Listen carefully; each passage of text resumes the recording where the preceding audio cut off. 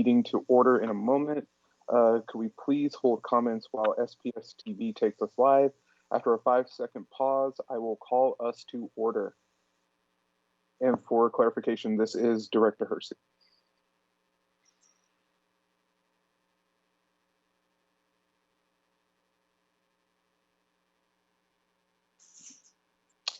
All right, this is Director Hersey, and I am now calling the board special meeting to order at 6 p.m. For the record, I will call the roll. Director Hampson.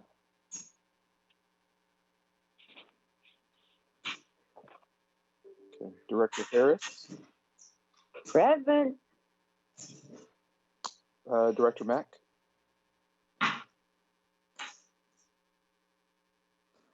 Okay. Director Rankin. Apologies. I just having a hard time finding the unmute button. Yes, I'm here. Thank you. No worries, you got it. Thank you. And I also heard Director Rankin respond. Director Rivera-Smith. Director Rivera-Smith. Director DeWolf. Present. Thank you. Let's loop back around really quickly. Director Hampson. Director Rivera-Smith. All right, seeing as we have a quorum, we will go ahead and proceed. The superintendent is also present tonight. This meeting is being held remotely, consistent with the governor's proclamation prohibiting meetings such as this one from being held in person. The public is being provided remote access today by phone and through SPS TV by broadcast and streaming on YouTube. To facilitate this remote meeting, I will ask all participants to ensure that you are muted when you are not speaking. There will not be public comment, there will not be a public comment opportunity. Staff will be working to administer the meeting and may be muting participants to address feedback and ensure that we can hear from directors and staff. Today's work session is on the development of the anti-racism policy. We will begin with a presentation from Seattle Public Schools Department of Racial Equity. We will then hear from the SEA Center for Racial Equity and the Seattle Council PTSA. I will hand it over now to Director of Racial Equity Advancement, Manal Alansi, to begin the work session. Thank you so much, Director Hersey. I just wanted to come by and do a report out on where we are with our engagement and our partnership with Seattle Council PTSA.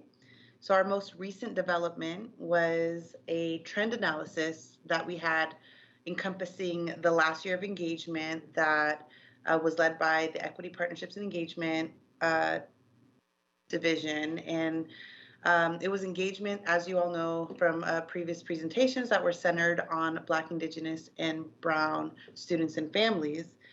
This trend analysis breaks down our organizational design, our service model, which is focusing on our interaction dynamics with students, our ecosystem of opportunity, which it was emphasizing our interaction dynamics with community members, and lastly, it identifies our community members' priorities across various parts of our system and our practices. So we developed that trend analysis to ensure that the most recent draft of Policy 0040 would be in alignment. So we do have an updated version of Policy 0040, not only in response to the trend analysis I just described, but also to the initial feedback that we've been getting from Seattle Council PTSA. Since our October 14th Executive Committee meeting, our Equity Partnerships and Engagement Division, including myself specifically, has met with Seattle Council PTSA to discuss new developments around Policy 0040 and presenting a draft that has feedback from their most recent engagements. The meetings included just Friday, November 6th, and we're also planning to meet tomorrow. We offered to pay a consultant who is also a community member and a parent to support Seattle Council PTSA in compiling their engagement data from the last few weeks and developing a trend analysis as well to ensure that the Seattle Council PTSA feedback would be embedded into the final draft in a meaningful way as well. And that's along with any merging or individual feedback from the leadership of Seattle Council PTSA that arises from these meetings that we have planned. So the current president of Seattle Council PTSA, Manuela Sly, and the former president, Sabrina Burr, agreed that supporting engagement in that way would be a helpful next step. So that's something we're definitely planning to do and planning to secure. I do believe that we can hold the same timeline, that we originally proposed, but we would need to get the data and engagement feedback that Seattle Council PTSA has collected over the last few weeks, submitted to the consultant probably within this week. And then we, as an SPS and Seattle Council PTSA team, we can use our time tomorrow, as long as we use it very strategically and very centered on the critical insights that they have compiled over the last few weeks, particularly on the insights gained from Black, Indigenous, and Brown students and families. We should be okay to present you all with the final draft. And each one of us has explicitly expressed readiness to partner and just finish strong. And that is how it is going thus far. I don't know if there are any questions, Director Hersey, or if you would like me to pass it on. No, you are fine. Yeah, we'll run through a quick cycle of directors, and we will begin backwards with Director Rivera-Smith. Thank you. Can you actually circle back to me? Yeah, I'd be more than happy to. Director Rankin? Can you come back to me too? Absolutely. Sorry. Director Mack?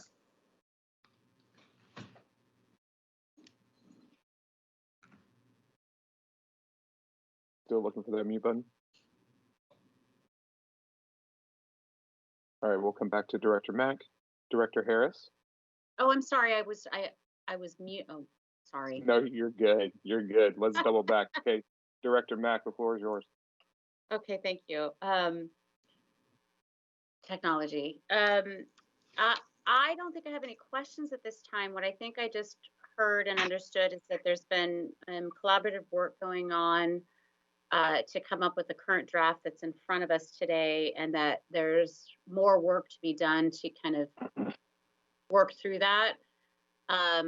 But at this point, are we then going to move into kind of going through the existing pieces in the policy, or what are the next steps in the conversation here is what I'm kind of curious about.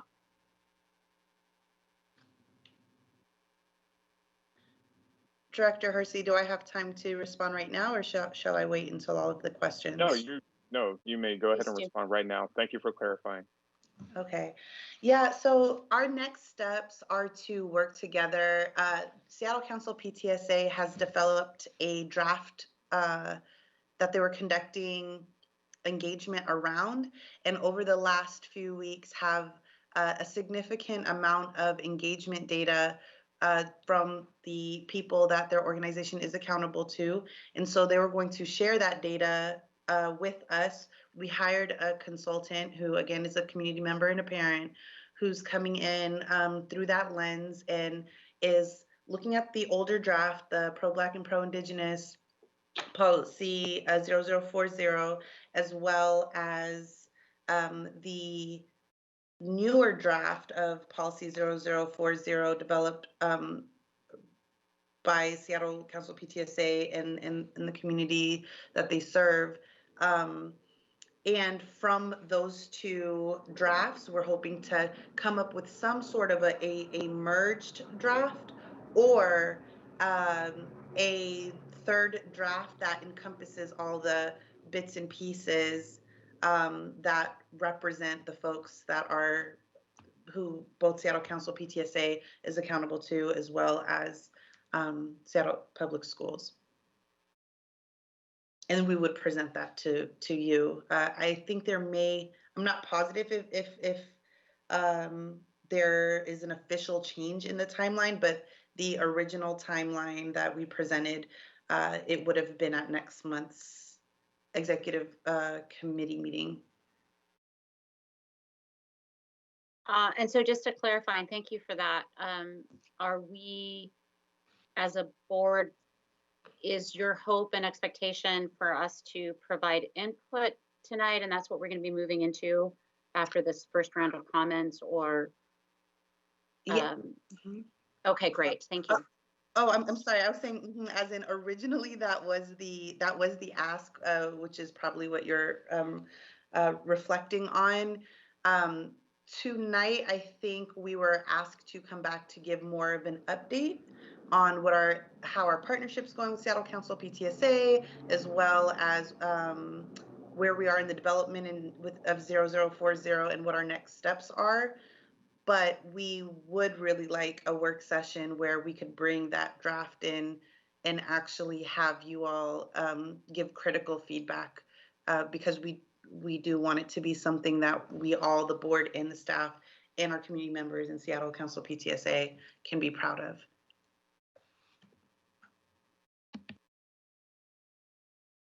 Great, thank you. All right, let's keep it rolling to Director Harris.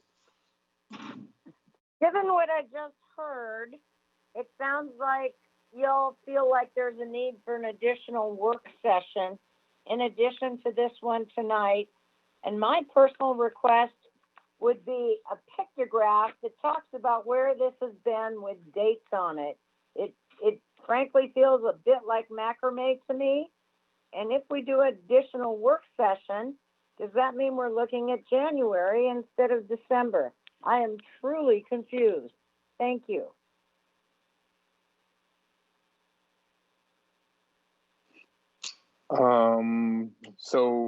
Okay, Director Harris, how would you like that response? Are you looking for a response on the graphic, or are you looking for a response on the potential work session?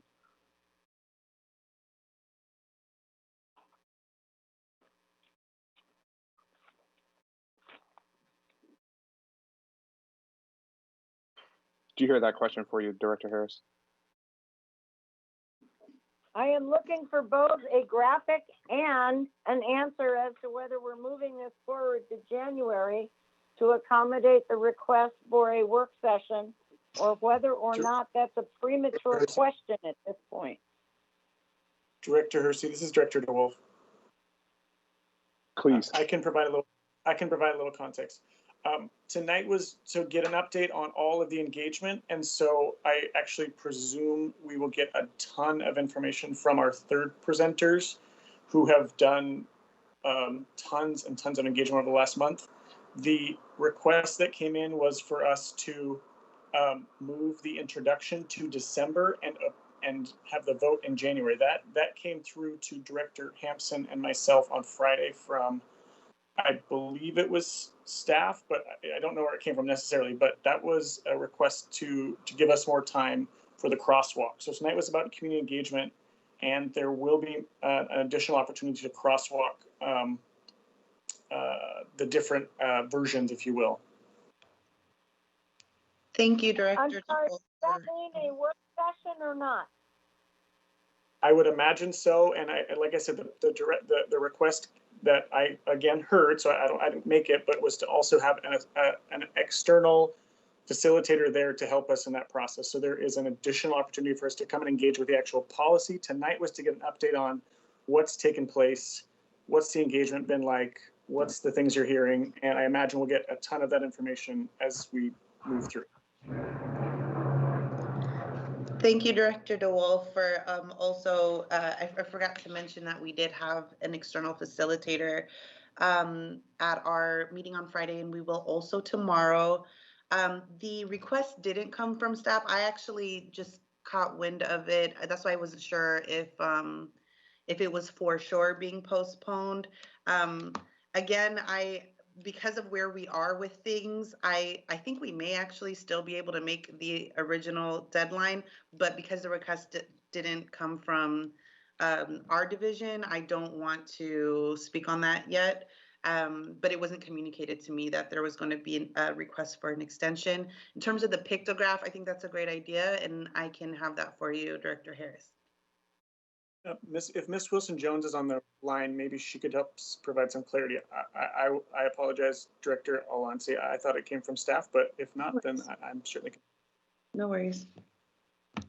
Hi, Director DeWolf. This is Ellie Wilson-Jones, Director of Policy and Board Relations. The request to delay is also something I was not aware of until receiving the email from Director Hampson today.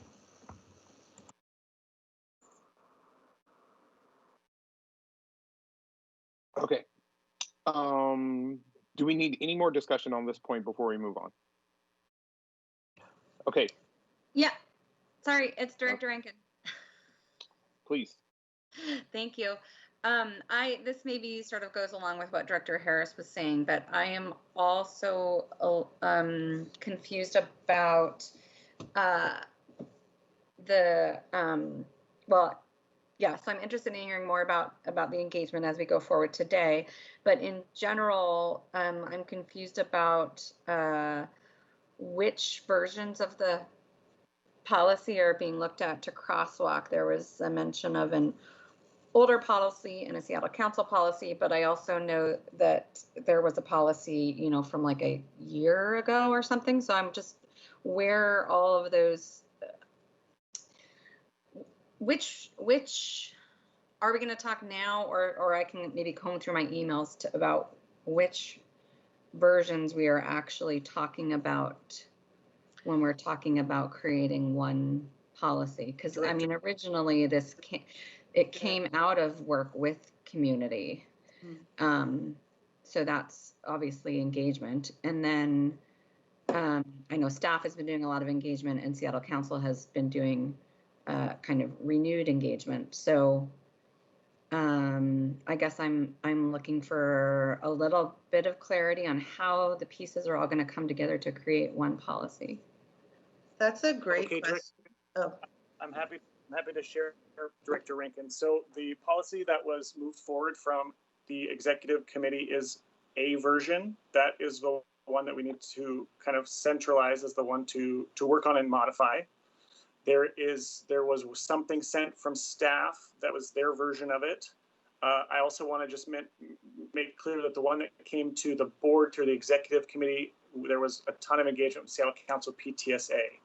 So I think what comes next is the crosswalk between whatever staff has done and any updates to the current version that is being discussed. Excuse me, my dog's.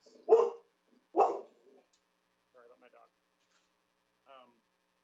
So there's the version that we talked about in executive committee to move forward, and then there's the one from the staff. So whatever staff has, if they've modified it or updated it since then, and then the version that we have as a board.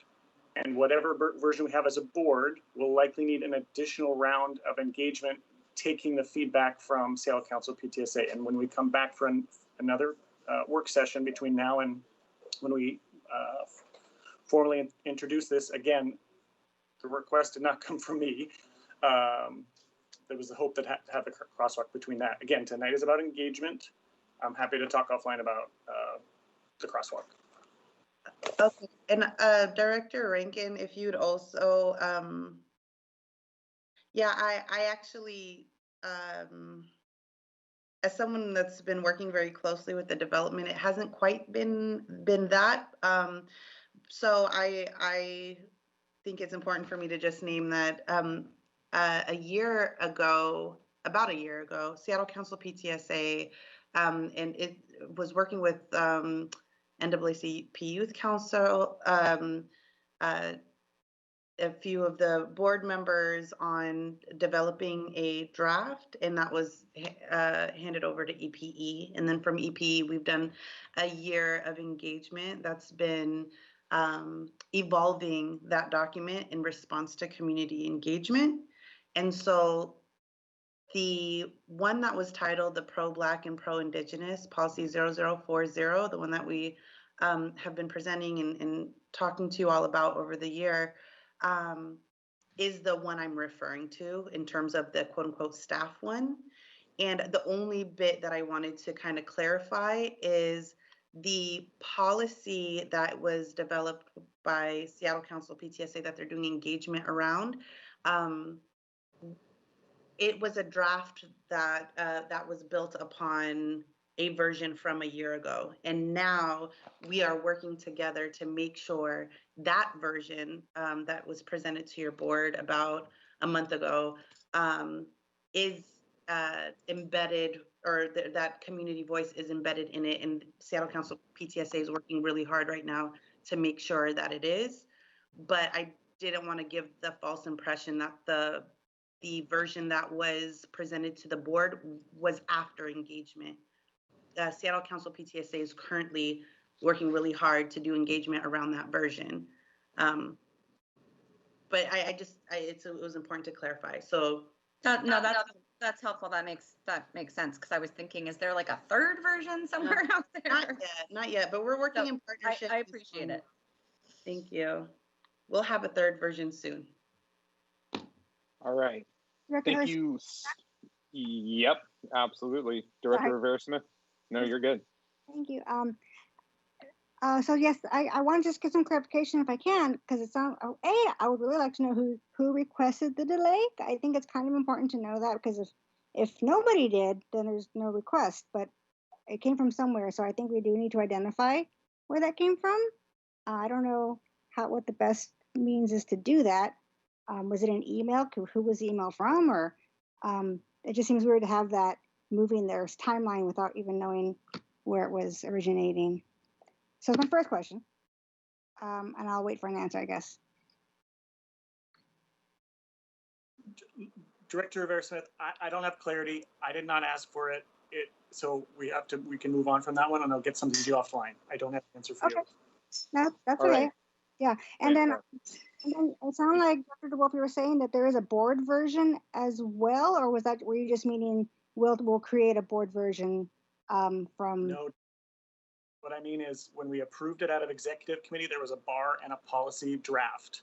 That's what is on the record. Yeah. Additionally, folks like Director Alonsi has an additional version. So there's two. So whatever engagement that the Seattle Council PTSA has done extensively over the last month, we will bring that into the board version, and then we will crosswalk whatever's with the Director Alonsi version and the revised board executive committee approved version. Does that make sense? Yes, and that one was the Seattle Council PTSA version, or the community driven one. So yes. Yes, but it came through the board, so now it's ours. Yes. I understand. Yeah, I don't want there to be confusion regarding, because I had the same confusion at first when I saw we had 0040, and I thought, well, isn't that the same as this other one? And so community might be getting confused from this, and I wanted to just clarify that. So thank you for helping with that. I will say that I'm really thankful that it sounds like the EPE department and council are working together to have facilitated kind of a meeting of minds with the two versions to create some sort of possible third. I think that both sides have so much to offer for this and have done so much work. I can't even quantify that, but I feel like if there was a way to put two great pieces together and make something even better, I really do look forward to seeing that. I will pass for now. Thank you. Thank you. So I see that we've got President Manuela Sly's hand up, and I just want to recognize her really quickly before we move on to the next portion of our agenda. So President Sly, you have the floor. Thank you, Director Hersey. If I can offer some clarity, I want to say that we have both, SPS staff and community work really hard on this policy. So the commonality here is that we are working in collaboration. There's no longer one or the other draft. We're working to come up with a third product that we're working together. So there's no, the title is anti-racism policy. Right now, we're working on coming to how do you say, an agreement of how we're moving forward. We're very confident and hopeful that we can come in front of you with a policy that we are all proud of, not only Seattle Council, but also the staff and the community that has been providing their stories and their feedback.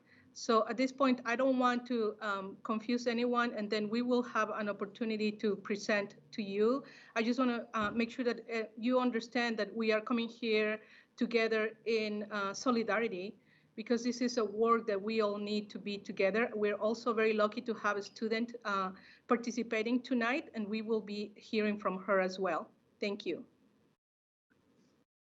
Thank you, President Sly. Okay, so in the interest of time, we're going to continue on with our agenda. We will now hear from SEA Center for Racial, we will now hear from the SEA Center for Racial Equity, and I will hand it over to Director Marquita Prinzing to begin the presentation. Marquita, are you with us?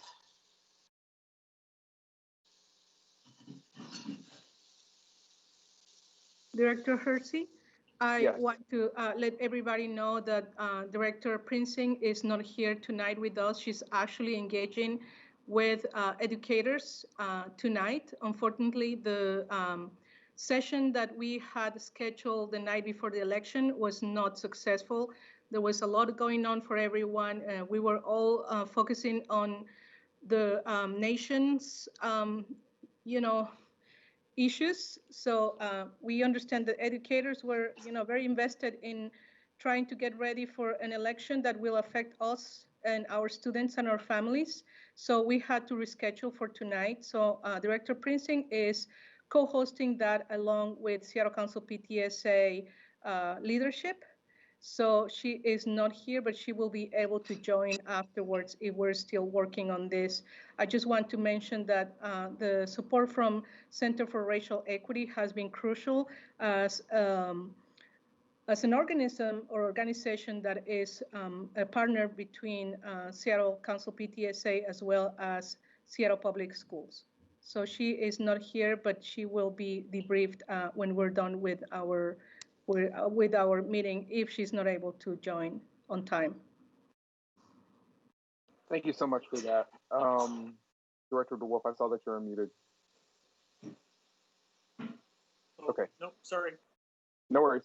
Okay, so we will continue on with our agenda.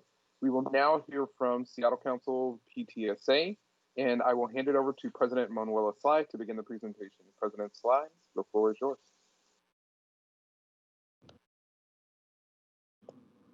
Thank you very much, and I want to start by saying that this is an honor and a privilege to be here tonight.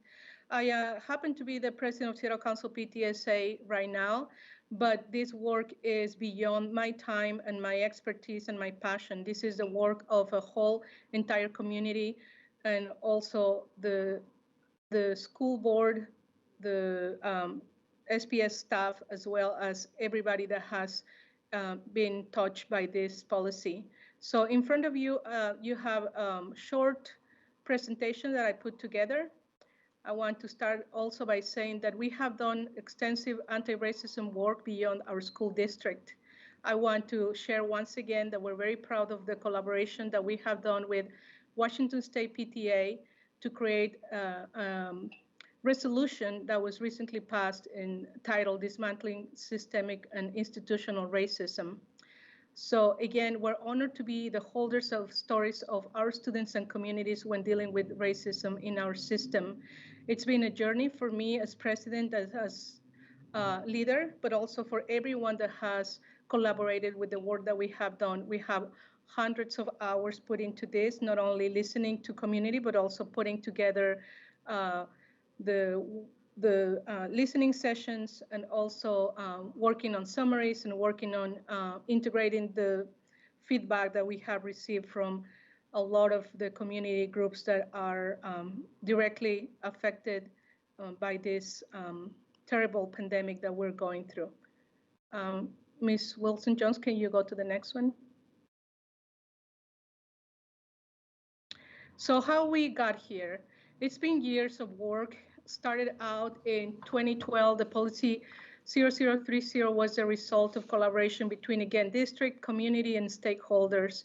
It was imperative to include the word racial on the policy title. And I will let Sabrina Burr to expand on this if she's able to. I know that she's on the call, but I don't know if she's able to unmute herself right now. Sabrina, are you there? You hear me? Yes, go ahead. Okay. We just wanted to backtrack because both policy 0030 and 0040 we believe are companion documents. And when we worked on policy 0030, the ERAC community, it took 4 months to get the word racial in it. There was a lot of pushback, and we know now that that policy was adopted by the board in 2012 and still does not have the procedure. Even though Dr. Jones did do some incredible work of uplifting it to get it into practice, it is a part of the finance committee and guides a lot of our work. The fact that it doesn't address racism is why it didn't do what we hoped for it to do. And so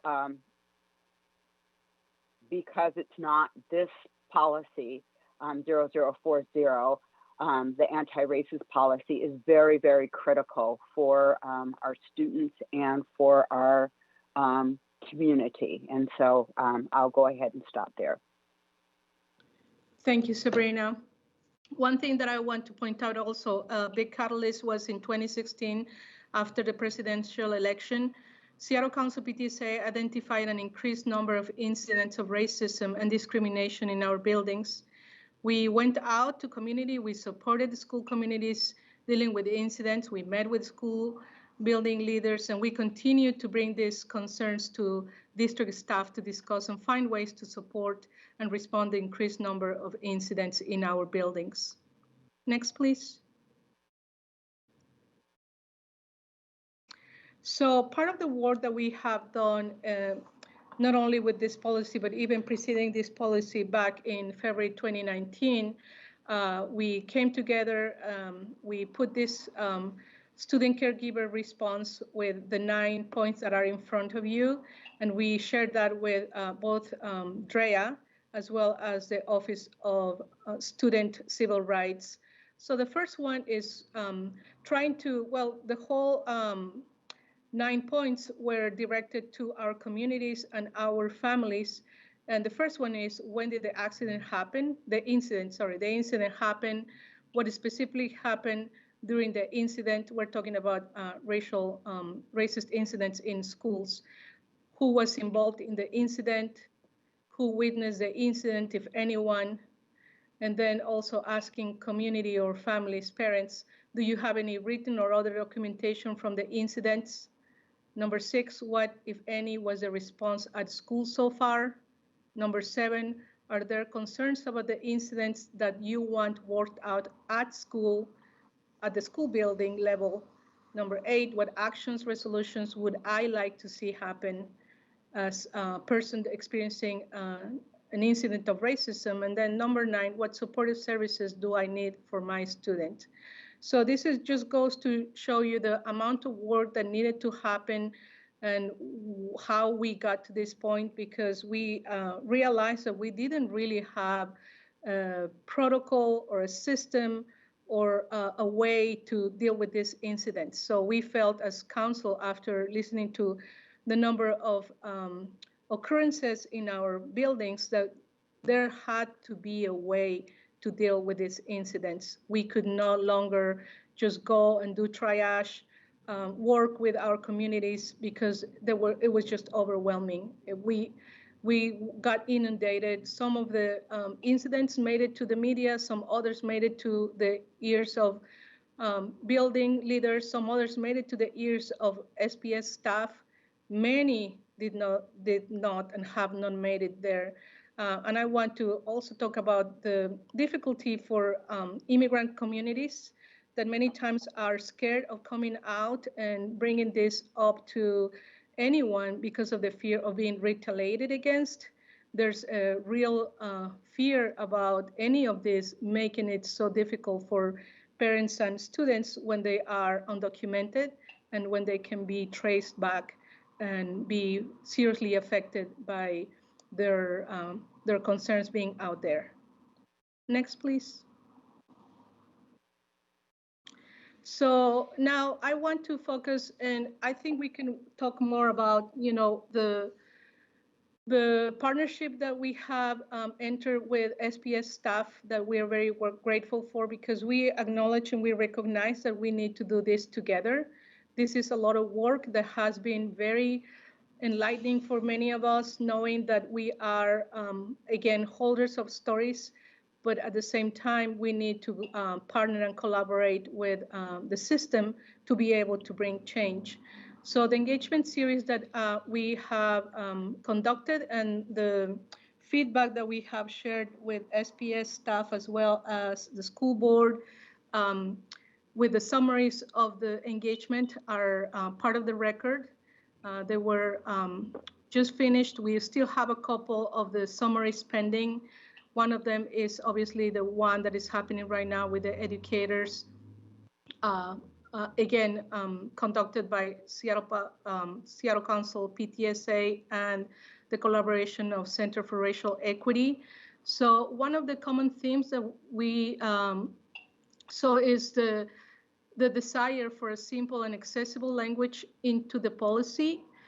People want to make sure that the policy talks to them, that is digestible, that is understandable by the people that are directly affected. Also, people want clear procedures and metrics for implementation with consequences for failure. We see a lot of times that there's stories and issues just like the one that was recently made public at Thornton Creek, and how this family went through such a long journey to finally find justice by getting a settlement, and some of the training that was part of the settlement to help with the racism in the school. Also, a policy that identifies, honors, and protects different groups experiencing racism in the school system. We realize that different groups experience it in a different way.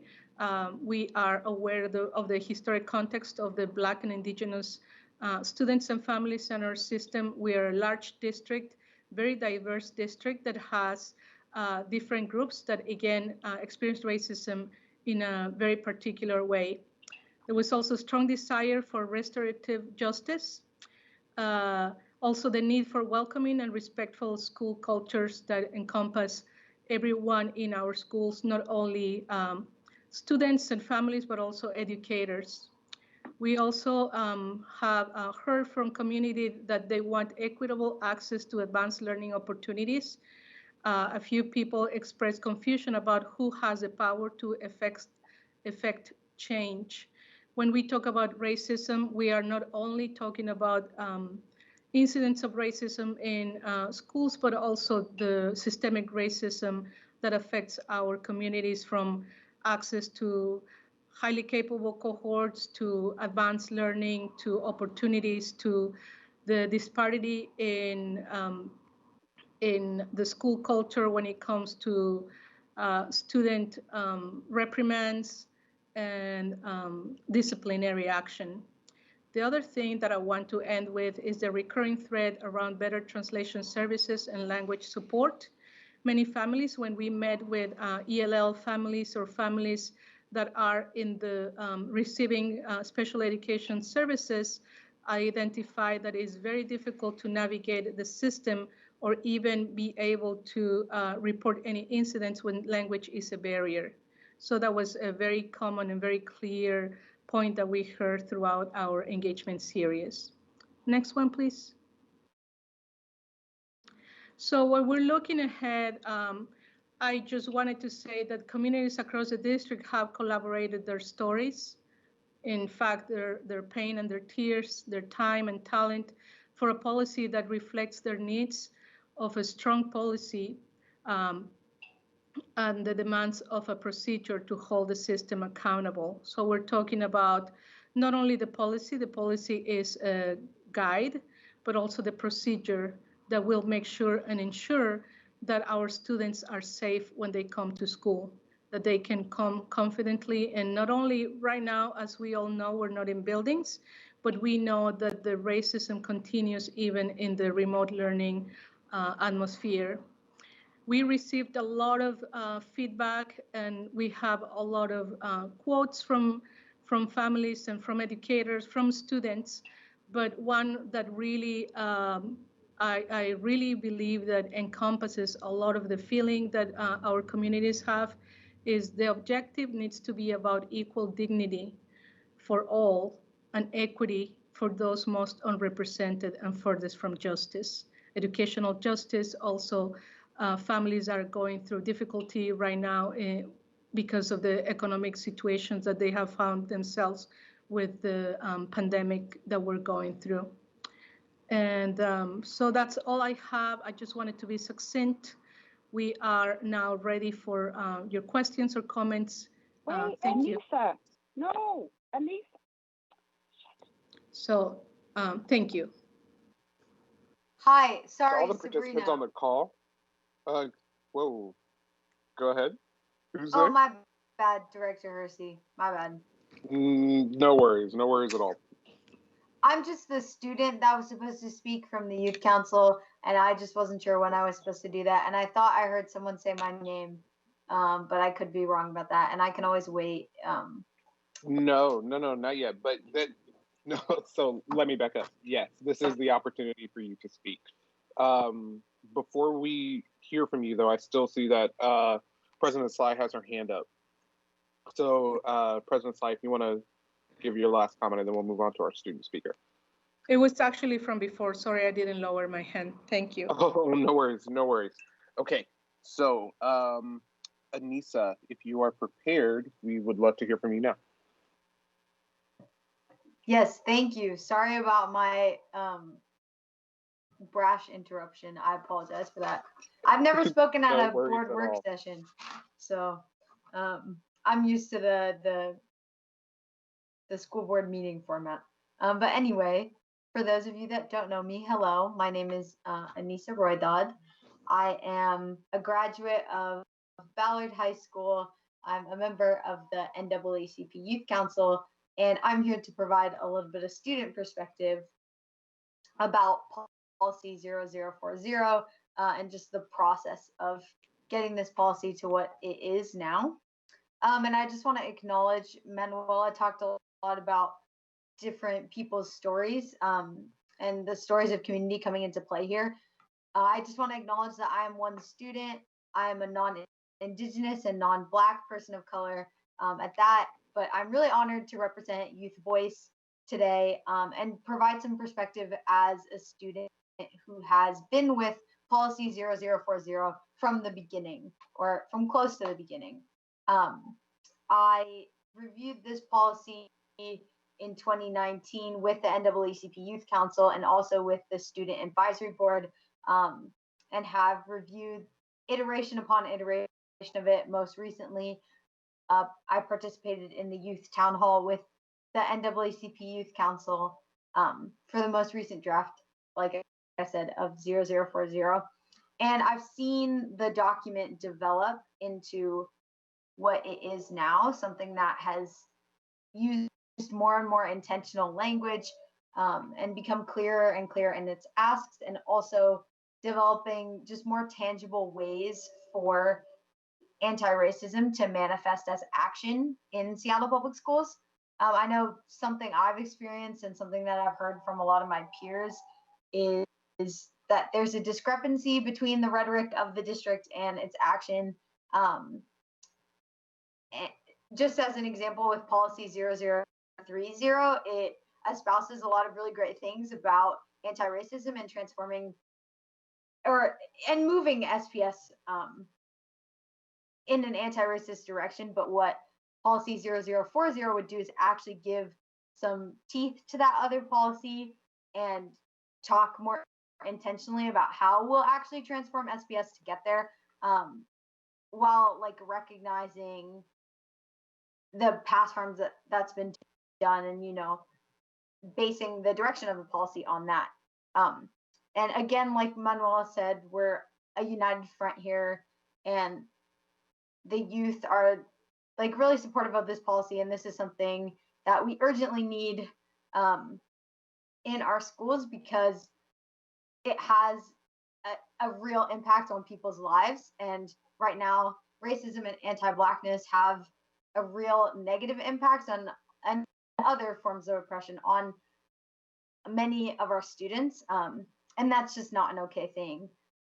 But at the same time, like balancing the urgency that this policy needs to get done, I do want to acknowledge that it needs to be done right. And we've had a lot of policies come out of the district that, like with 0030, we have to go back with this policy and others to give action to that one. That I think it's good that so much community feedback has been incorporated, and that it seems like the district and Seattle Council PTSA are really like taking their time, moving fast and slow, to make this the best policy that it can be for our students, family, and community. So yeah, thank you so much for having me today. Again, I'm really honored to be here represented. Please let me know if you had any questions about what I said during the feedback process. Thank you so much, Anissa. Okay, so we will now move on to director questions. We will be going in alphabetical order. Directors, if you have any questions, now would be the time to ask for President Sly or our student speaker, Anissa. So let's go ahead and get started. I see that Yes. Sabrina Burr has her hand up and she would like to speak before we go to the school board directors. Thank you. Thank you for that catch, Ms. Burr. The floor is yours.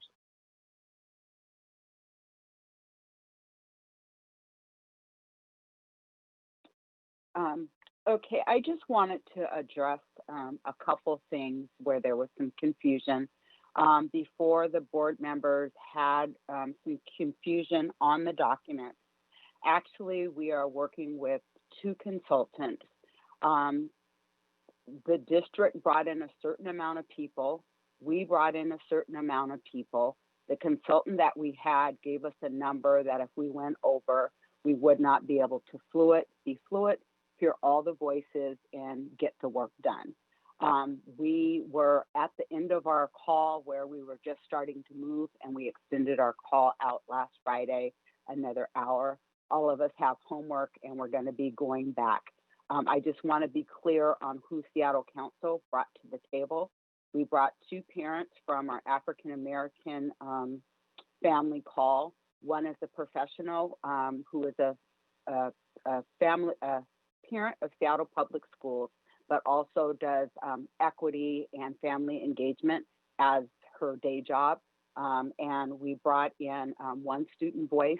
We brought in Anissa Roy-Dad because Anissa has been in this work since Dr. Petrosa was sharing it with the NAACP Youth Council. And we also brought in another parent who has been a strong leader, who's also a parent leader for the cooperative grant of NAACP and Seattle Council for the trauma-informed restorative practice.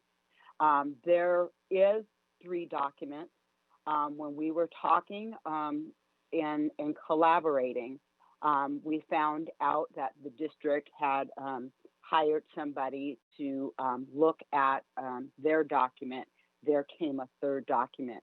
On that call, we agreed that we would look at that 3rd document, and tomorrow we're going to be going back and giving our feedback.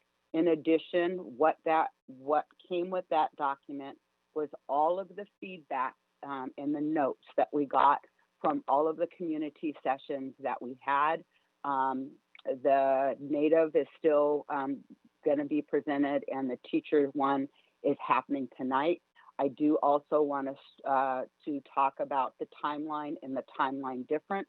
When we talked about it, when we were in collaboration last Friday, many felt like that wasn't enough time. We are starting another document that we all, like the content of, and we're willing to build on. But we have, and I don't know how many, work sessions the district has, maybe all of theirs is incorporated. But as you guys will see, or as you know, we've done like 10 or 12 listening sessions, and we are trying to make sure the voices and the needs of those communities are there. Some of what's there needs to be in policy, but we didn't want this rushed. So I was one of the persons who expressed what was on that call because the 18th is coming really quick. And this is a policy that we want to make sure that we get it right. And so we can meet a deadline or we can get it right. And so we do not feel that if we go with the current guideline, that all voices truly can be heard and we can do a collaborative thing. One of the things I do want to mention, when we were in the African American family session, we had a mother telling her story. Another mother stopped her. She said, "I know who that teacher is. My daughter had her 17 years ago." That is something powerful because that is happening over and over again. And I say that because we have to stop that.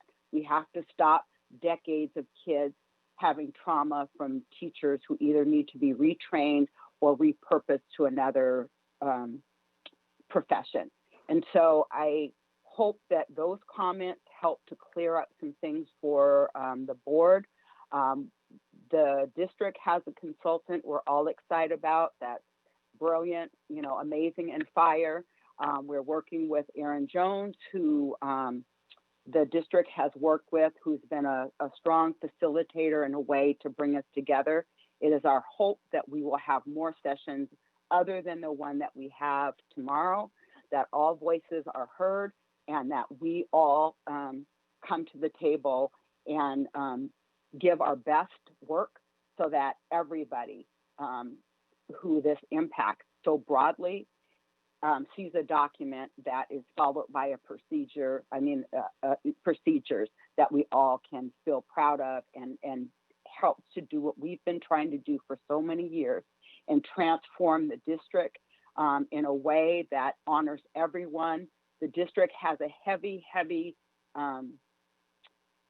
energy that I can't even imagine how people work and do the amazing work they do up under.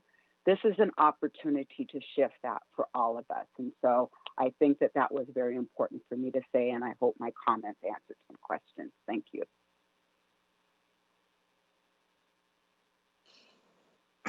That certainly provides a really helpful level of clarity, Sabrina. Thank you for that. All right. With that being said, we will actually, I see Miss Alanci's hand up. So Director Alanci, would you like to add to the conversation? Yes, thank you so much. I just wanted to amplify what Sabrina was just saying, but I also want to highlight a concern.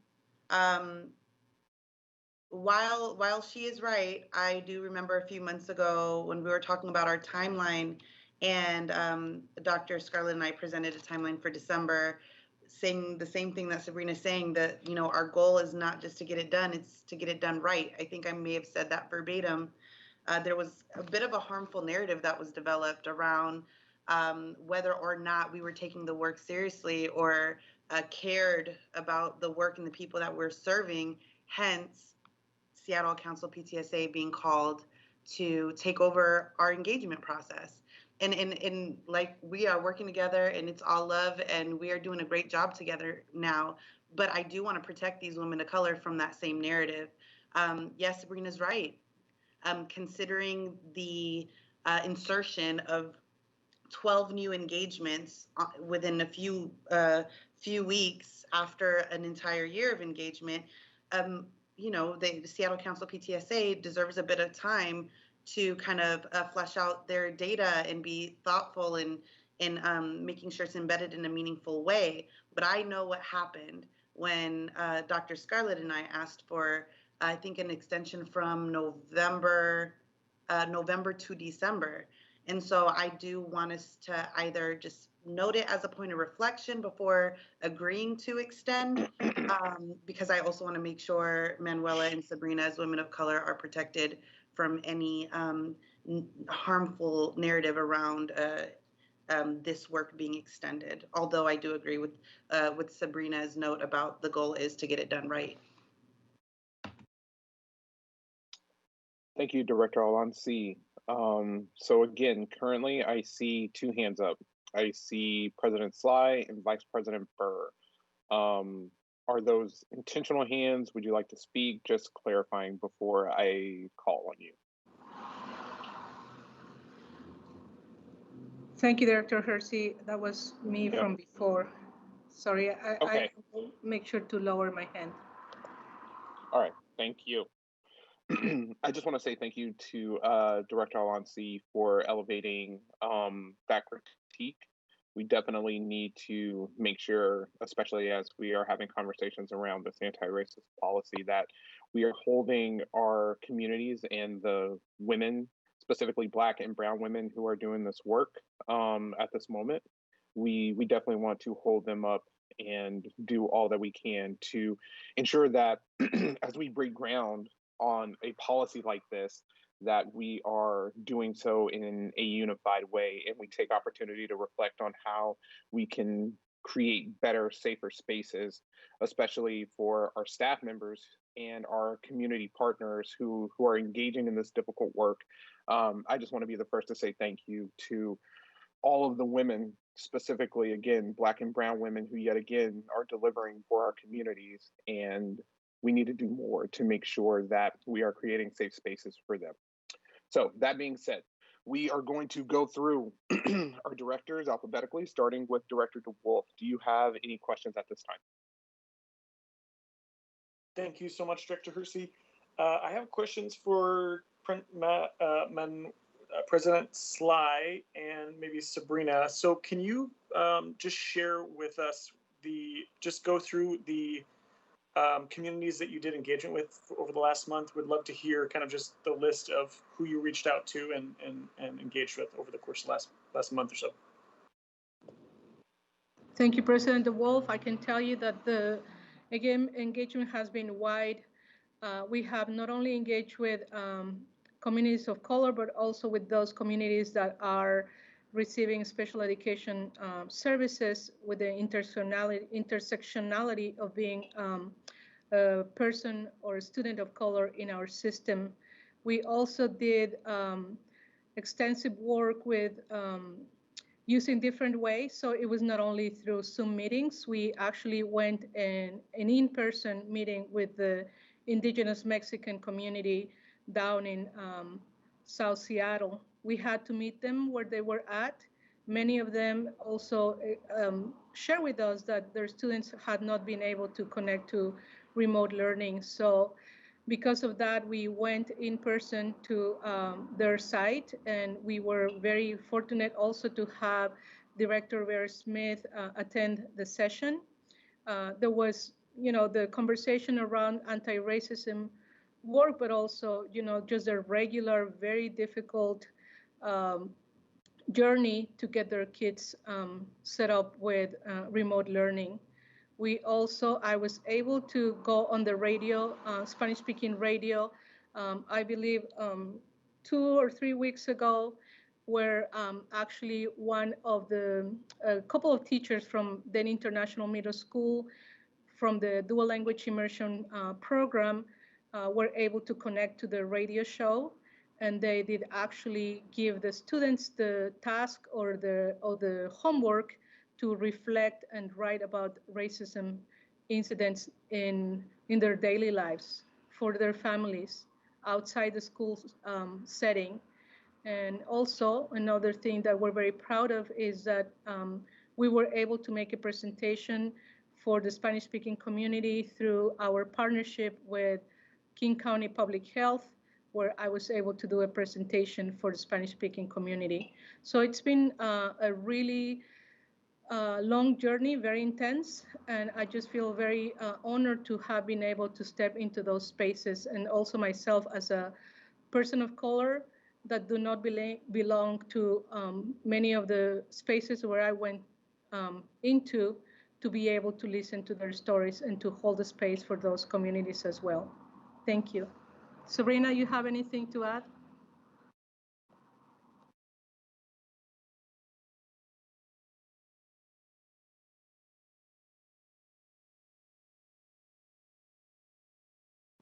And I also want to notice that Marquita Prinzing was able to join our meeting after she was done with her engagement with educators tonight.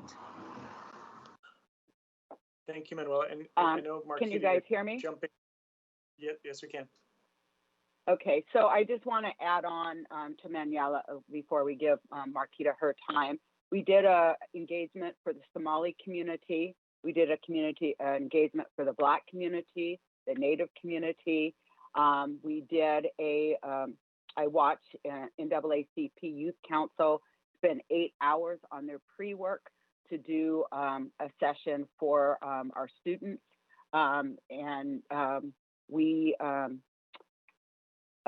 They also opened it up to BIPOC students and anti-racist students, and I think that was important. We did one for the Latinx. We did one for the intersectionality of race and disability. That was done in 3 different languages. We did one for the Pacific Islanders. Tonight, Marquita did the one for our educators.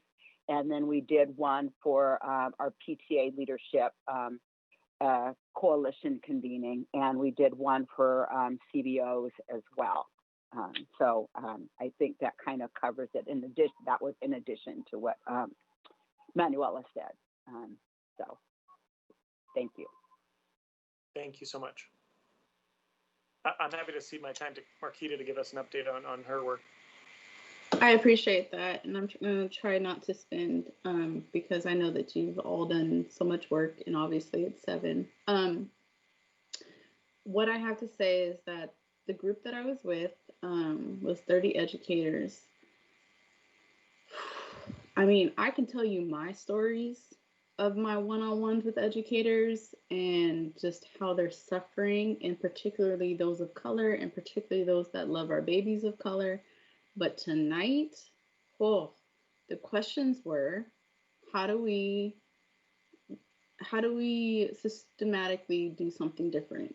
How do we address these issues? And our educators, they're fighting for our kids. And I would say at the end of the day, I think one of the big stories is just, where is there a space for an educator to say that something's not working right for our babies specifically? Like, where do they go when they see something that is affecting our children? I have a personal story about my experience when I was in the classroom, and I had nowhere to go. So it's it's in the works. So I don't know, at some point I'm sure there's going to be some sort of report or some sort of share out. But just as far as my report out to y'all is just to say that I think that's probably the biggest issue that I deal with in my own position, and then my own experience, and then today's conversation, and former students who have actually reached back out to me because they're in trauma, because our system failed them. So the question is, where in our system do people say these things so that they are addressed? And no one knows. And I know that from also our staff, because our staff consults with me as well. And so thank you for the time. I'm sorry I'm late, but yeah, I was with them. So there you go. Thank you, Ms. Prinzing. Always great to hear the experiences of our educators. I'm so thankful that you were able to join us and share that. That perspective is absolutely critical as we move forward with these conversations. So that being said, we are going to continue to move through directors. And Ms. Prinzing, would it be all right if we pass some questions to you as well? I just want to see where we are in the process. Okay, fantastic. So I believe the next in our line is Director Hampson. Are you available at this moment? Okay, we will keep pushing and I will be happy to circle back. Next up, we have Director Harris. Deep gratitude for coming together and working your backsides off to expand the input. I cannot thank you enough. And that's to SPTSA, that's to SBA Race and Equity, Marquita, that's to our staff. My preference is that we take the time to do this right. I am absolutely committed to doing this work and being extraordinarily proud of it, and to being a national leader. And I well appreciate we've had bumps along the way and miscommunication and all of that. But it seems to me that we have turned a corner and that we are listening to each other with all of the right openness to come to this table. And I'm impressed by the elasticity and the graciousness that folks that might disagree on process, but do not disagree on the actual goal. And I think this is frankly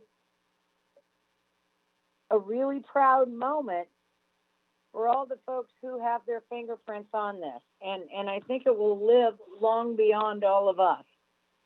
Again, huge gratitude. Thank you. Thank you, Director Harris. We'll continue on with Director Mack. Hi, thank you. Can you hear me okay? Got AirPods in. Okay, good. I really appreciate Director Harris's words. And I'm a little, I don't know, the word that's coming to me is verklempt, because what I'm hearing is a coming together of a bunch of different voices to bring this policy to bear that is so important and necessary, and the working together. And I'm incredibly impressed, and I'm really excited about that. And I'm glad that we're here tonight to talk about it and learn about the engagement. I had the opportunity to read through the summaries that were provided of the community engagement and the specific points that were coming out of each of those. And one of the repeated issues is what Marquita just kind of touched upon, is like, how do we address this? How does someone raise it and have it be heard and have it be changed? And I personally hear that very loud and clear, and I think that we need to take really strong steps to ensure that there's a safe place to raise the issues as well as have them handled appropriately, because there's too many times that these things are staying in the dark. And we need to daylight. And, you know, forgive me here, I hope I'm not overstepping, but we need to protect our babies. That's our responsibility in this school district.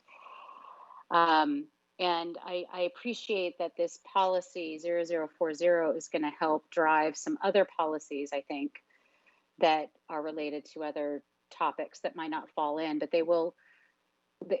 This work is going to drive some really important policy and procedure change.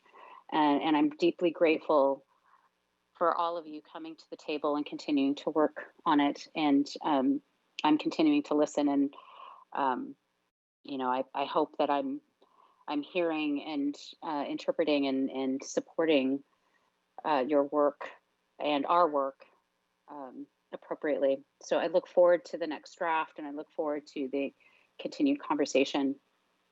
And just a big gratitude to all the volunteers in Seattle Council and community members and folks that just keep putting their time in and effort. And I agree. It sounds like, we want to get it right.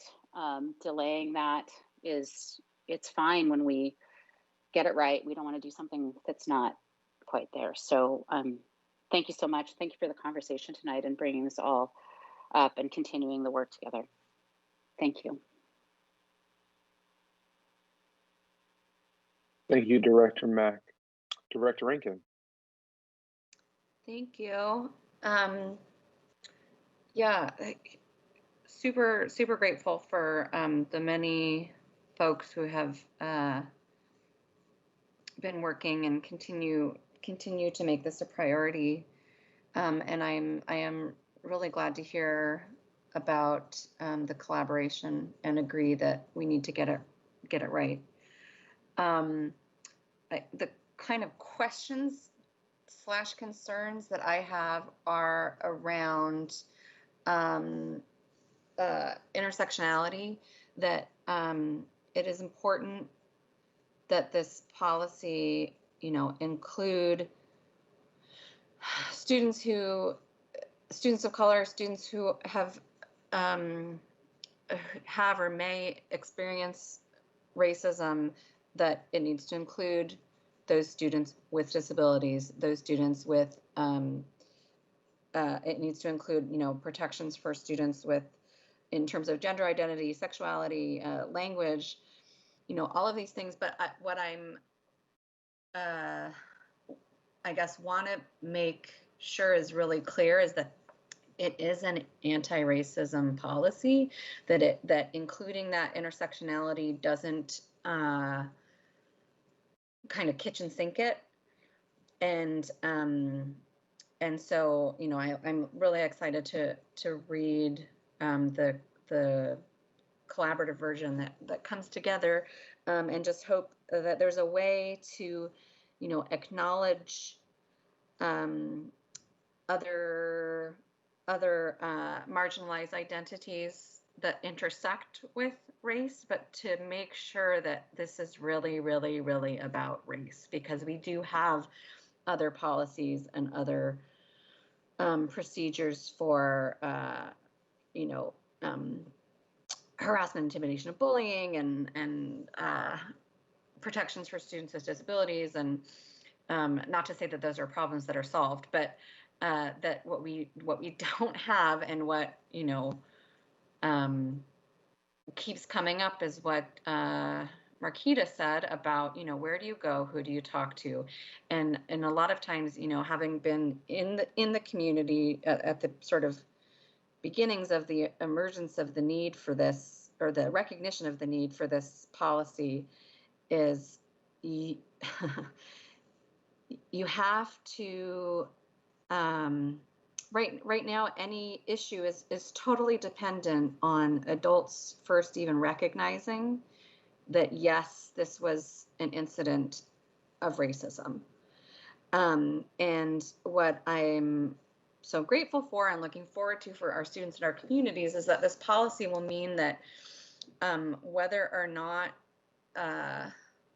harm is even recognized, will no longer, hopefully, not have to be reliant on whether or not you're fortunate enough to be in a building with adults who are willing to identify and name racism, because a lot of stuff is racist and just doesn't, is brushed off as, well, that's just kids teasing each other, or, oh, they didn't mean that, or they didn't understand what they were saying. And so, my fervent hope is that this policy will make it so that's not up to chance anymore, that it becomes a district value. But with that, the really, really important components beyond getting the policy right, because we can make the words say the right things. We can craft, phrasing and citations and everything to make a really good policy. But if the procedure isn't as robust and thorough, and if training and accountability do not come along with that, then it is going to just be good words on paper.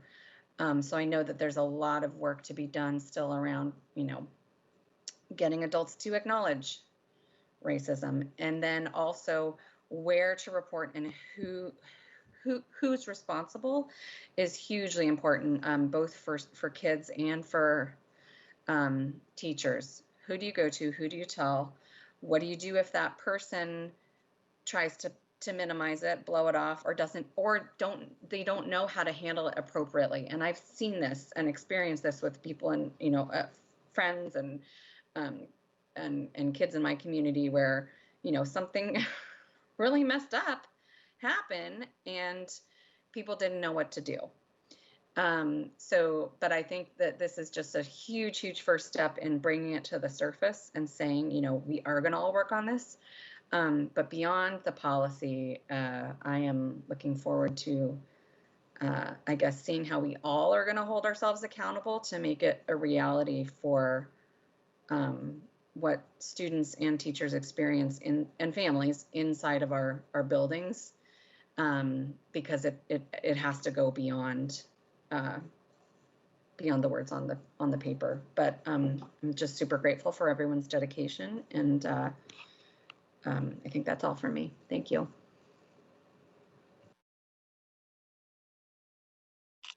Thank you, Director Rankin.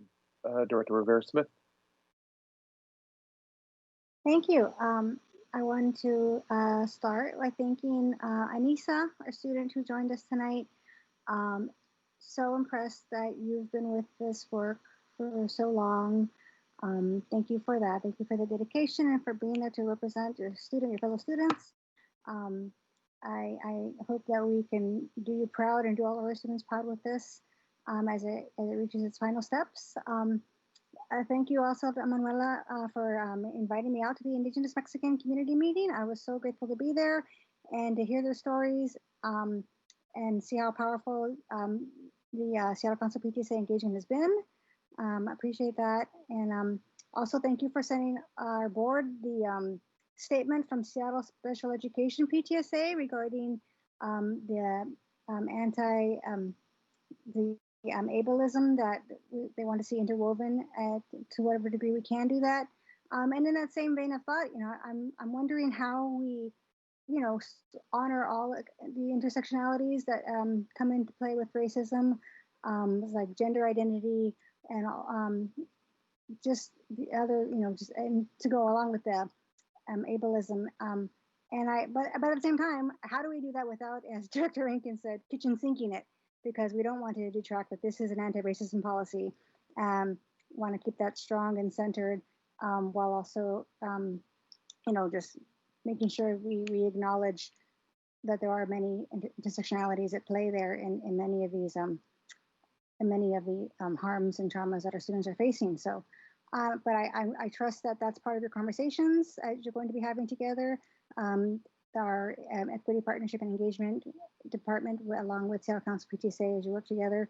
I'm so happy that you guys are doing the work together. And that's part of what I trust is going to be looked at as you build this out. I feel like I had one more statement, but I definitely appreciate that there's going to be, or sounds like we're going to have one more work session. And if we are as well, I do support that and support doing this right, and taking the time necessary to do that. So definitely, I definitely support that going into this. And yeah, thank you. I think that's all I had for tonight. But again, just such appreciation for everybody who's been part of this process. Thank you, Director Rivera-Smith. we're going to loop back to Director DeWolf, and then we will move toward adjourning. Thank you, Director Hersey. My question was, do we still have Anissa, our student, on? I can't actually see on the screen. Yes. Hi. Oh, hi, Anissa. Cool. Well, this is both for you and Manuela. This question is just around, what would you like to see next from the board?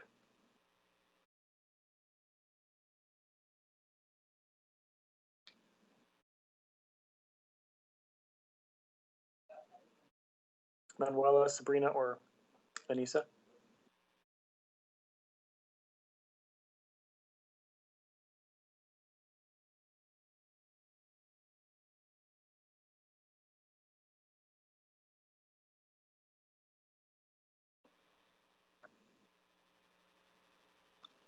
This may just be a moment where we need a little wait time. All the educators on the phone, I can see are shaking their heads. So that's a big question. So take as much time as you need. I hear that Ms. Burr is speaking. Yes. I'm Yes, wondering Director. if we could get your thoughts, since you've been running the meeting. I don't think that we've heard a Yeah, great deal I from you. plan. Thank you. Yeah, I'm gonna weigh in toward the end, just giving deference to the folks who aren't running the meeting. We will get to me. All right. I hear Director Ms. Burr. Hersey, I would like to let Ms. Pringsing speak before me. I would like to give her the floor since she's had less time. Thank Most you, Sabrina. definitely. Ms. Pringsing. Oh, I appreciate it, but well, first off, you can hear in the background that I have a child who is not happy, and I'm mama. If you can ask the question one more time, but I also really want to make sure that Anissa has all the space that they need to respond. But if you can ask them the question one more time, then I can weigh in. Yes, thank you. My question was, what do you expect for next steps from the board? Great. So, well, same thing I already said from the beginning is what is the political power, the position that we have to create some sort of part of our system? And I can't even tell you who I think it needs to be, land on, like where it is in our system. But we need a way, because people have stories to tell. And I've spent 5 years filtering stories, and that is not my job. I'm not in grievance. I'm not in contract work. I'm not in any of those things, but I'm the one that people come to. And so there's stories to tell in our system, and usually it's because they've gone through SDA and they've gone through SPS, and then they leave. So I've been part of the strategic planning system, the process, right? I know educators that literally have left, educators of color that literally have left our district because they can't be protected here. I've sat in meetings where people have been investigated for nothing. I got stories to tell. So what's the next step for the board is to consider where in our system is there space to create a way for people to share these stories, because when they can't, what they do is they duck their head, they go into their classroom, they, save our babies, but then they drown. So I would want our board to consider where's the next space in our system to create a way for people to share these stories. And then, if there is an actual thing to do about it, cool, but just not cool. Actually, no, not cool. It's necessary, but that's the first step. That's the first step. Just, we need a space. Because otherwise people are leaving. We have amazing bringing in of educators of color at this point, thanks to some of the educators that are on this call. Kendrick, who goes by KO, is one of them, who has brought in amazing educators of color, but they're not retained. because they get to a point and they have no place to share.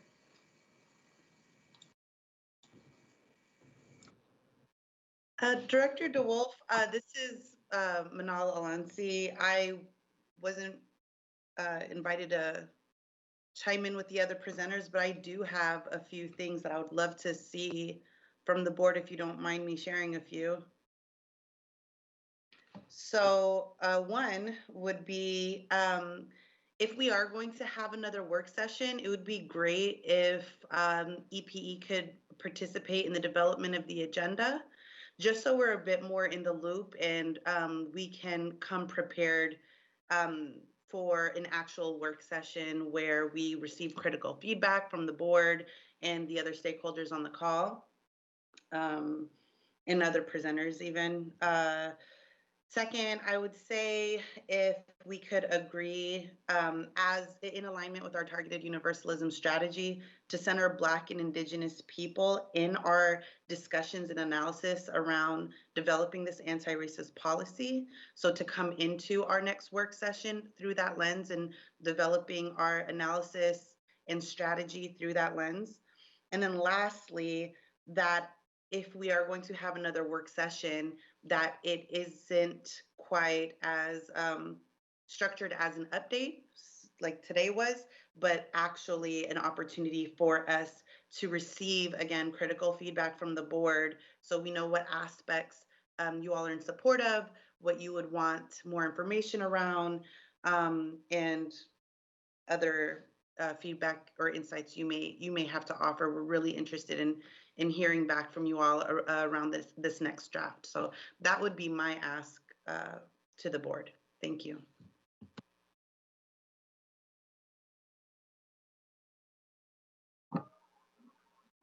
I will just quickly jump in here. Thank you so much. Oh, sorry. No, I'm so sorry. I was gonna call on you next, Anissa. Oh, sorry. Thank you. I just want to say thank you for the question, and Marquita for giving me space. I'm really glad that both you and Manal shared, because I second what both of you said. And I'm honestly not sure how well equipped I am to ask, to give specific directives to the board, just because sometimes as a student and someone who is not really able to see into how the district is structured and what gets done where, I'm not entirely sure sometimes what the board's power is versus the superintendent versus the cabinet versus districts versus schools, and how all of those things work together to actually get a policy implemented. But one thing that does come to mind is just giving everyone who's been doing this work the time and space to keep doing it. So extending that deadline and coming back to another work session with what Manal asked for with specifics to that work session, and just continuing to follow the discretion of the people who are in community getting feedback, know this work best, who are Black and Indigenous and have those life experiences. And especially you were saying, Director Hersey, letting the Black and Brown women who have always been doing this work kind of take charge and really listen to their voices.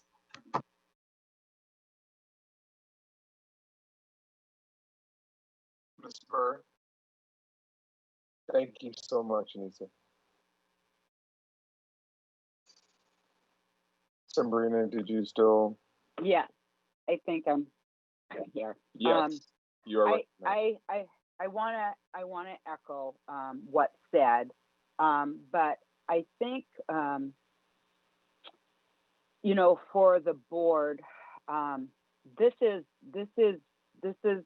there's a lot of pain in our district, and it just didn't just come about when I was a parent leader in a school that I spent 10 years from.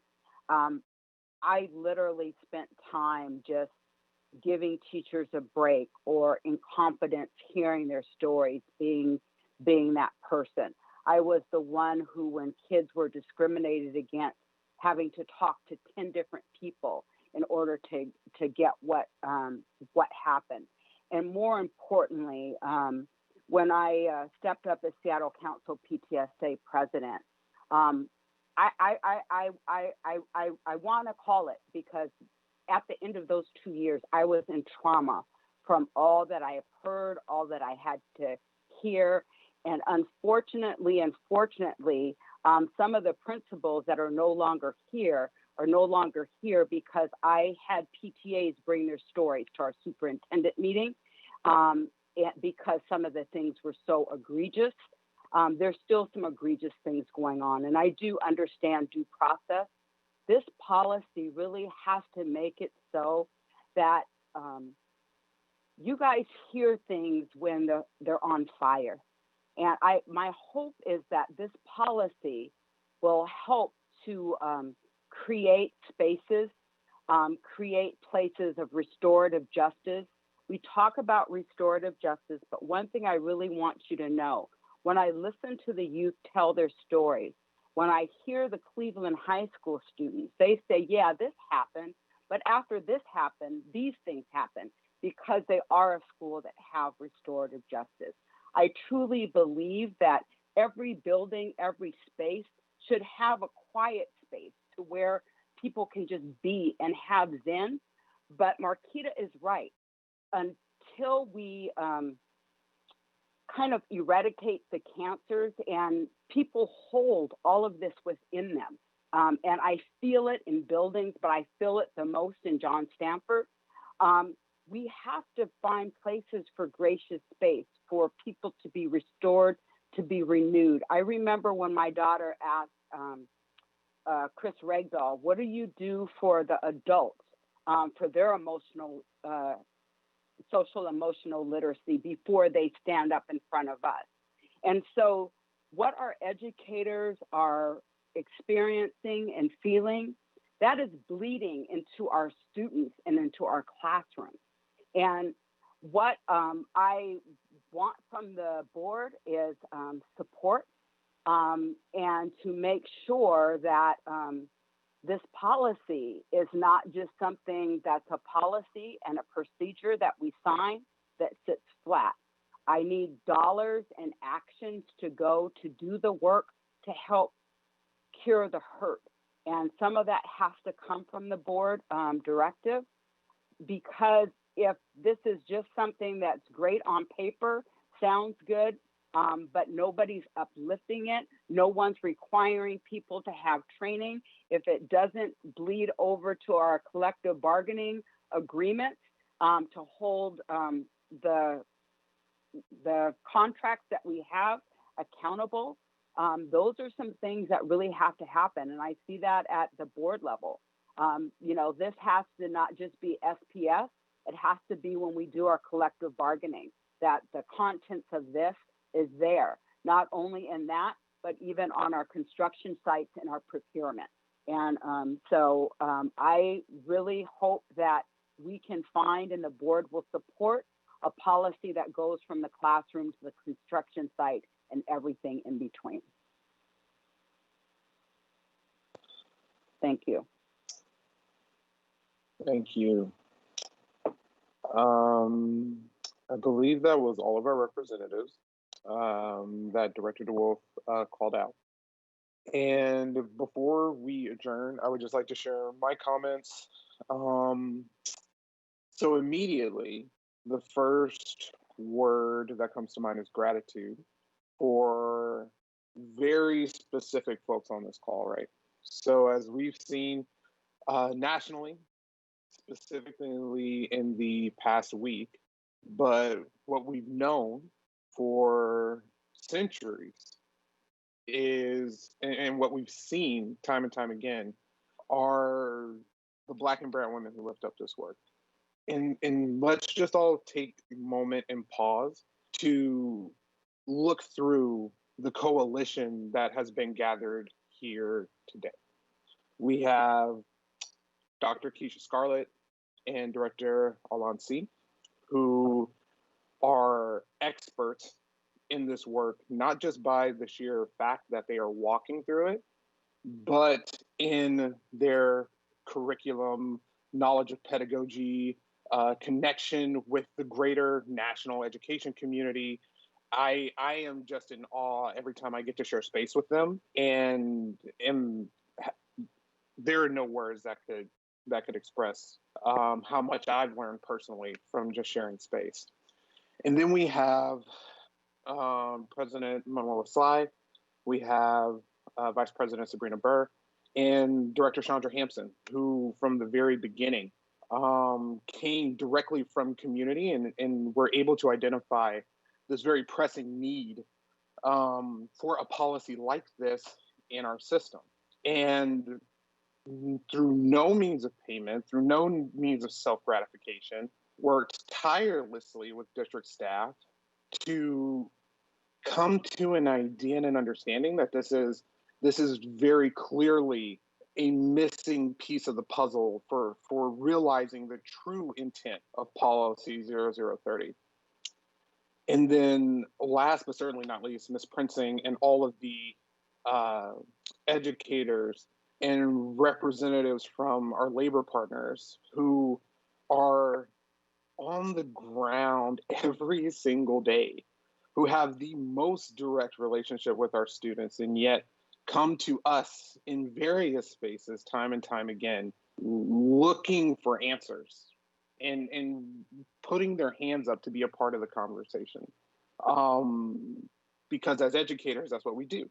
We don't just identify problems. We also want to take charge and be a part of the solutions because we know what is best for our kids. And who, after long, tireless days of teaching, still come and spend their evenings with us well into the evening hours. So, Marquita, thank you. I say all that to say this. As we move forward with whatever this policy's final form looks like, I hope that we can take pause and just appreciate the fact that in a district with a female superintendent, a female vice president of the school board, women of color at so many places that are changing the narrative and the trajectory of the educational outcomes for our students, we need to do everything in our power as a system to protect this process and to make sure that it is one that we all come out on the other side more whole and excited about what we were able to put together. When I think about the very real and present need for this policy and what that means for our students, I believe strongly that this is a moment where this is going to define what the next decade, 2 decades for our school district is going to look like. So as we have these conversations and as we continue to build understanding between the various parts of our system, I hope that we can all continue to take breath and to really acknowledge the gravity of this moment and the work that is before us, and to keep our intents and our minds focused on this work, because that is what is going to deliver for our students. That is what is going to change the educational experiences of our babies in these classrooms.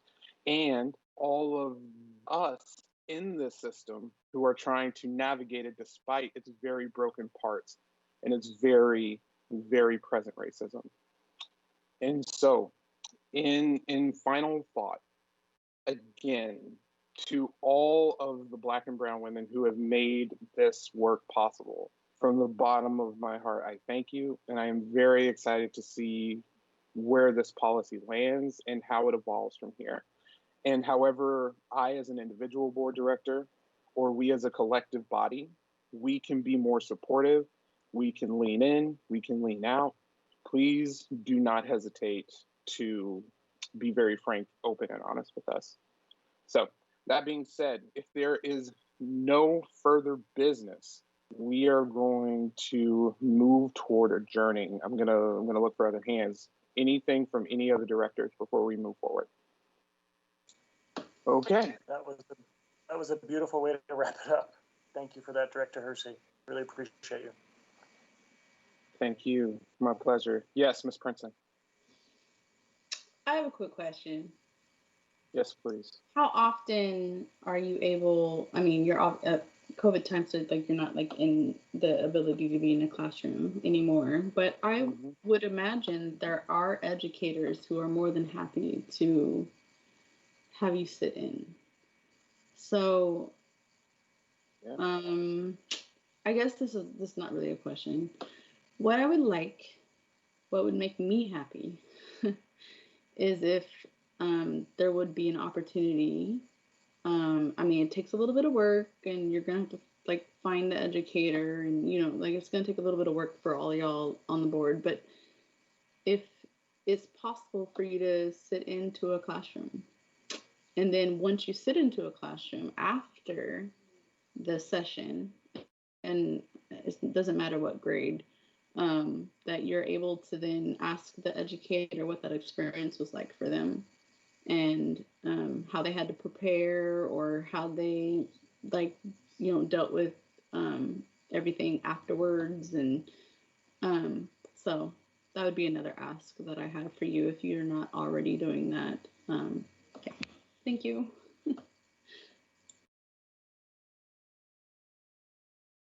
Definitely something to consider. So thank you. I would, yeah, as an educator myself, we always love having guests in the classroom. So if the time allows, we would love, obviously, for everyone to just sit in and be a part. Okay, that being said, we pull up these notes here. Okay, so seeing no questions from directors, and there is no further business on the agenda, the meeting stands adjourned at 7:41 p.m. Thank you. I hope you all have a wonderful evening. Thank you, Director Hersey.